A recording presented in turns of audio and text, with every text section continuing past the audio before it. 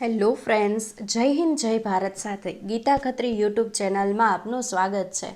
આજનો વિડીયો ગ્રામીણ ડાક સેવક એટલે કે જીડીએસમાં ઓનલાઈન અરજી ફોર્મ કેવી રીતે જાતે ભરવું તેના પર બનાવવામાં આવ્યો છે. તો વધારે ટાઈમ વેસ્ટ ન કરતા આ વિડીયો જોઈએ. તો સૌથી પહેલાં જીડીએસનું ફોર્મ ભરવા માટે શું કરવાનું છે તો કે કોઈ પણ એક બ્રાઉઝર ઓપન કરવાનું છે. બ્રાઉઝર ઓપન કર્યા પછી તેમાં સર્ચ બોક્સમાં શું કરવાનું છે, સર્ચ કરવાનું છે જીડીએસ. જેવું જીડીએસ એવું લખીને ટાઈપ કરી અને એન્ટર આપશું, ક્લિક આપશું એટલે શું થશે તો કે કોઈક લિંક ઓપન થશે. એ લિંક હશે ઇન્ડિયા પોસ્ટ જીડીએસ online.gov.in એટલે કે ઇન્ડિયન પોસ્ટ જીડીએસ ઓનલાઈન. તેના પર શું કરવાનું છે, ક્લિક કરવાનું છે. જેવું ક્લિક કરશો એટલે શું થશે તો કે આવી એક સ્ક્રીન ઓપન થશે. જો સ્ક્રીન ઓપન થાય પછી આપણે નોટિફિકેશન જોવું હોય તો તેના માટે નોટિફિકેશનમાં ડિસ્ક્રિપ્ટિવ નોટિફિકેશન અને સર્કલ વાઇઝ પોસ્ટ નોટિફિકેશનથી આપણે જોઈ શકીએ છીએ. ત્યાર પછી અહીંયા બાજુમાં આપેલું છે સ્ટેજ 1 રજિસ્ટ્રેશન. તો સૌથી પહેલાં શું કરવું પડશે, રજિસ્ટ્રેશન કરવું પડશે, પછી જ ફોર્મ આગળ ભરી શકાશે. તો તેના માટે આપણે શું કરીએ છીએ, રજિસ્ટ્રેશન ઉપર ક્લિક આપીએ છીએ. જેવું રજિસ્ટ્રેશન પર ક્લિક આપશો એટલે કંઈક આવી વિન્ડો ઓપન થશે. તેમાં શું છે તો કે અપડેટ યોર ડિટેલ્સમાં આપણે બધી ડિટેલ્સ ફિલઅપ કરવાની છે. સૌથી પહેલું છે મોબાઈલ નંબર. તો કે જે પણ તમે કરંટમાં મોબાઈલ યુઝ કરતા હોય તે મોબાઈલ નંબર અહીંયા એન્ટર કરવાનો છે. અને ત્યાર પછી અહીંયા આપવાનું છે વેલિડેટ મોબાઈલ નંબર. જેવું વેલિડેટ મોબાઈલ નંબર આપશો એટલે શું થશે, ઓટીપી મળશે ને એ ઓટીપી અહીંયા એન્ટર કરી અને પછી ચેક કરવાનું છે. સેમ તે જ રીતે અહીંયા શું કરવાનું છે, ઈમેલ આઈડી નાખવાનું છે. ઈમેલ આઈડી નાખ્યા પછી વેલિડેટ ઈમેલ ઉપર ક્લિક કરવાનું છે. વેલિડેટ ઈમેલ ઉપર ક્લિક કરશો એટલે તેમાં એક મેલમાં ઓટીપી આવશે ને તે તમારે નાખી અને ચેક કરવાનું છે. ત્યાર પછી છે એપ્લિકેન્ટ નેમ એટલે કે તમારું જે પણ નામ હોય તે નાખવાનું છે. અહીંયા નામ કઈ રીતે નાખવાનું છે તો કે તમે જે પણ 10thમાં તમારું માર્કશીટમાં નામ હોય સેમ એઝ ઇટ ઇઝ અહીંયા એન્ટર કરવાનું છે. ત્યાર પછી 4th નંબરમાં છે ફાધર્સ નેમ ઓર મધર્સ નેમ, કાં તો ફાધરનું નામ અથવા તો મધરનું નામ. જે પણ 10thના માર્કશીટમાં તમારા ફાધરનું નામ હોય તો ફાધરનું નામ અહીંયા એડ નાખવાનું છે, મધરનું નામ હોય તો મધરનું નામ નાખવાનું છે. ત્યાર પછી છે ડેટ ઓફ બર્થ. તો તમારી જે પણ બર્થ ડેટ હોય તે અહીંયા એન્ટર કરવાની છે. ત્યાર પછી જેન્ડર સિલેક્ટ કરવાનું છે, મેલ, ફિમેલ ઓર ટ્રાન્સજેન્ડર.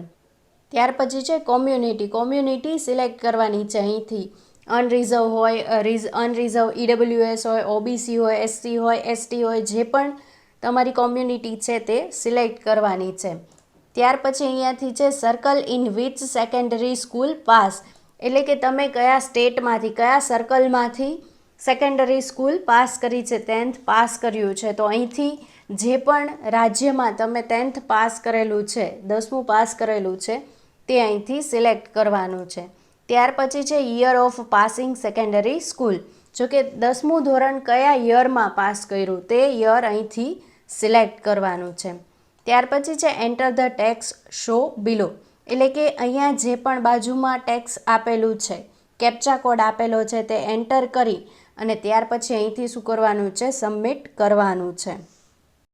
જેવું તમે ફર્સ્ટ સ્ટેજ ક્લિયર કરશો એટલે કંઈક આવો પોપઅપ મેનુ ઓપન થશે. પછી શું કરવાનું છે તો કે અહીંથી કન્ટિન્યુ માટે ઓકે આપવાનું છે. જેવું કન્ટિન્યુ માટે ઓકે આપશો એટલે કંઈક આવી વિન્ડો ઓપન થશે. ત્યાર પછી શું કરવાનું છે તો કે તમારે આધાર કાર્ડની ડિટેલ માંગશે. આધાર કાર્ડ અહીંયા શું કરવાનો છે, એન્ટર કરવાનો છે.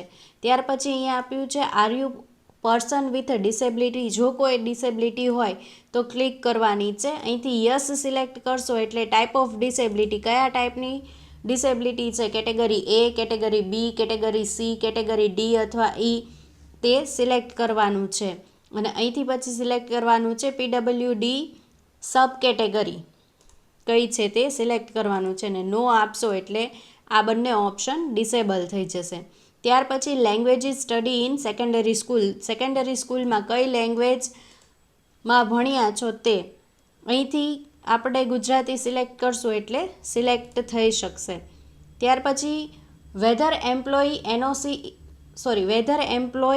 એમ્પ્લોય જો જોબ કરતા હોય તો યસ સિલેક્ટ કરવાનું છે.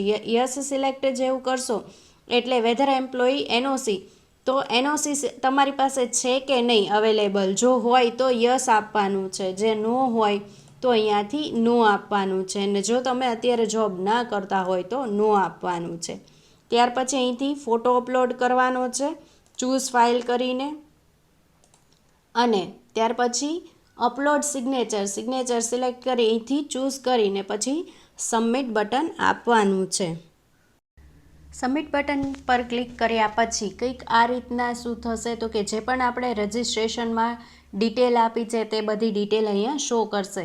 એટલે કે એપ્લિકન્ટ નેમ આવશે, ફાધર નેમ, મધર નેમ આવશે, mobile number, Aadhaar number, email, date of birth, gender, community, are you a person with a disability, PWD category, PWD sub category, circle in which secondary school passed, year of passing secondary school, language study in a secondary school, whether employed, NOC available.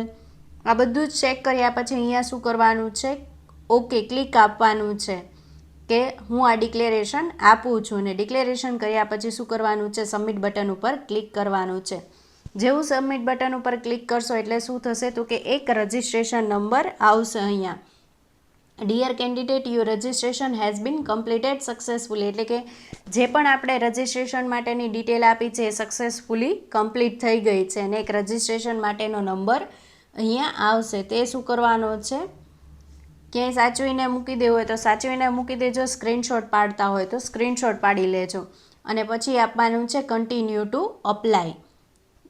જેવું continue to apply આપશો એટલે અહીંયા verification detail કરીને આવશે ને registration number આવશે, અને circle apply four, જે પણ સર્કલ માટે અપ્લાય કરવાનું હોય તે સર્કલ સિલેક્ટ કરવાનું છે, એટલે કે કોઈ જે પણ રાજ્યમાં તમે રહ્યો છો તે રાજ્ય સિલેક્ટ કરવાનું છે, અને પછી આપવાનું છે સબમિટ.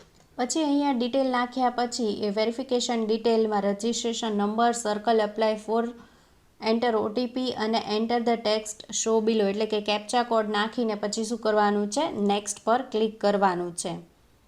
જેવું નેક્સ્ટ પર ક્લિક કરશો એટલે અહીંયા ઉપર તમારી શું થશે, જે પણ ડિટેલ છે તે બતાવશે. ત્યાર પછી શું કરવાનું છે તો કે એડ્રેસ ડિટેલ આપવાની છે. એડ્રેસ ડિટેલમાં શું આપવાનું છે કે કોમ્યુનિટી એડ્રેસ, ડોર, હાઉસ અને અપાર્ટમેન્ટ નંબર, તો જે પણ ઘરનો નંબર હોય તે અહીંયા એન્ટર કરવાનો છે. પછી સ્ટ્રીટ, જે પણ શેરી હોય, શેરીનું નામ કે તે પણ હોય કંઈ પણ એ અહીંયા નાખવાનું છે. સિટી અથવા વિલેજ, જે પણ સિટી અથવા તો વિલેજમાંથી એપ્લાય કરતા હોય તે, જે પણ સિટી કે વિલેજ તમને લાગુ હોય એડ્રેસમાં તે અહીંયા એન્ટર કરવાનું છે. પંચાયત, મંડળ કે ડિસ્ટ્રિક્ટ અને પિનકોડ અહીંયા નાખવાનો છે. પછી અહીંયા પૂછ્યું છે પરમેનન્ટ એડ્રેસ, જો પહેલાં કોમ્યુનિટી એડ્રેસ હોય તે જ પરમેનન્ટ એડ્રેસ હોય તો અહીંયાથી ક્લિક કરીને same as community address click કરી નાખવાનું છે. ત્યાર પછી અહીંયા છે ક્વોલિફિકેશન ડિટેલ્સ, તો circle in which secondary school pass, તો જે આપણે આગળ સિલેક્ટ કર્યું હશે સ્ટેટ તે આવી જશે. પછી year of the passing secondary school, જે તમે 10મામાં જે યરમાં પાસ કર્યું હશે તે લખાઈને આવી જશે. સિલેક્ટ બોર્ડ, અહીંયાથી બોર્ડ સિલેક્ટ કરવાનું છે કે કયા બોર્ડમાંથી તમે 10th પાસ કર્યું છે તે અહીંયા સિલેક્ટ કરવાનું છે. ત્યાર પછી છે સિલેક્ટ રિઝલ્ટ ટાઈપ, જે પણ રિઝલ્ટ ટાઈપ હોય તે સિલેક્ટ કરવાનું છે. જેવું રિઝલ્ટ ટાઈપમાં માર્ક્સ સિલેક્ટ કરશો એટલે આ ટાઈપનું કંઈક આવી જશે. તેમાં શું કરવાનું છે તો કે સાયન્સ અથવા તો સાયન્સ અને ટેકનોલોજી અથવા તો માનવ જીવન વિજ્ઞાન જો સબ્જેક્ટ હોય તો એ સબ્જેક્ટમાં કેટલા માર્ક્સ આવ્યા છે તે એન્ટર કરવાના છે. પછી સોશિયલ સ્ટડી અથવા તો સોશિયલ સાયન્સમાં જે પણ માર્ક્સ આવ્યા છે તે એન્ટર કરવાના છે. ત્યાર પછી છે મેથેમેટિક્સ, એરિથમેટિક્સ, તો જે પણ ગણિતમાં માર્ક્સ આવ્યા છે તે એન્ટર કરવાના છે. ત્યાર પછી ગુજરાતી અથવા તો જે પણ તે સિવાયના સબ્જેક્ટ છે, એટલે કે સાયન્સ, સોશિયલ સ્ટડી અને મેથેમેટિક્સ સિવાયના તમારા રિઝલ્ટમાં જે પણ સબ્જેક્ટ છે તે સબ્જેક્ટ અહીંયા સિલેક્ટ કરી અને માર્ક્સ એન્ટર કરવાના છે. ફોર એક્ઝામ્પલ અહીંયા ઘણા બધા સબ્જેક્ટ આપેલા છે તો તે સિલેક્ટ કરી અને અહીંયા માર્ક્સ એન્ટર કરવાના છે. પછી છે લાસ્ટમાં CGPA સ્કોર. જો CGPA સ્કોર હોય તો એન્ટર કરવાનું છે, નો હોય તો ચાલશે, કેમ કે અહીંયા નોટ આપેલું છે if CGPA is not allotted by your board you may leave this field as a blank. જો તમને તમારા બોર્ડે CGPA માર્ક્સ ન આપ્યા હોય તો આ ખાનું શું કરી શકાય છે, ખાલી રાખી શકાય છે. ત્યાર પછી શું કરવાનું છે, સેવ એન્ડ કન્ટિન્યુ કરવાનું છે. સેવ એન્ડ કન્ટિન્યુ કર્યા પછી ઓકે આપવાનું છે. ઓકે આપશું એટલે આ ટાઈપની કંઈક ડિટેલ ઓપન થશે. ત્યાર પછી અહીંયાથી શું કરવાનું છે તો કે ચૂઝ યોર પ્રેફરન્સ હિયર. અહીંથી સિલેક્ટ કરવાનું છે તમારે જે પણ ડિવિઝનમાં જોબ જોઈતી છે તે સિલેક્ટ કરવાનું છે. ત્યાર પછી અહીંથી તમને જે રીતે પ્રિફર થતું હોય તે રીતે અહીંથી નંબર આપતું જવાનું છે. અને ફોર એક્ઝામ્પલ મને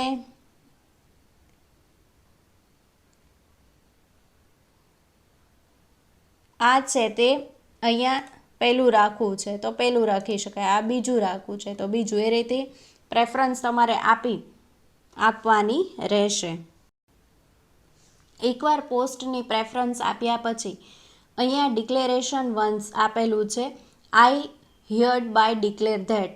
તો શું કરવાનું છે, ડિક્લેરેશન આપવાનું છે. સેવ અને પ્રોસીડ પર શું કરવાનું છે, ક્લિક કરવાનું છે. જેવું સેવ એન્ડ પ્રોસીડ પર ક્લિક કરશો એટલે એક પોપઅપ મેનુ થશે, એમાં ઓકે આપવાનું છે. ઓકે આપ્યા પછી શું થઈ ગયું છે તો કે તમે હવે એપ્લાય કરી દીધું છે અને આ રીતે ફોર્મ ભરી શકાય છે. વિડીયો ગમ્યો હોય તો લાઈક, શેર અને કમેન્ટ જરૂરથી કરજો.